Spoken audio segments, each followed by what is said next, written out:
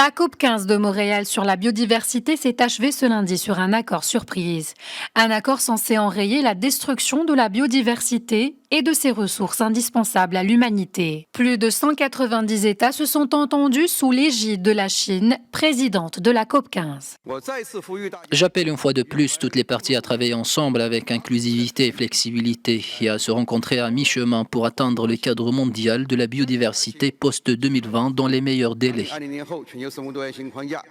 Le texte détermine une feuille de route pour les nations jusqu'en 2030. Les pays se sont mis d'accord pour protéger 30% de la planète d'ici 2030 et porter à 30 milliards de dollars l'aide annuelle pour la biodiversité dans les pays en développement.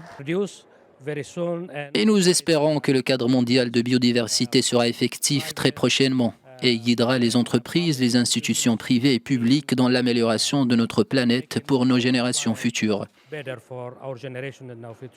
Outre les subventions, les pays du Sud poussent aussi fortement à la création d'un fonds mondial dédié à la biodiversité, une question de principe, à l'image de celui obtenu en novembre pour les aider à affronter les dégâts climatiques. Sur ce point, la Chine propose comme compromis d'établir dès 2023 une branche dédiée à la biodiversité au sein de l'actuel Fonds mondial pour l'environnement, dont le fonctionnement actuel est jugé déficient par les pays les moins développés.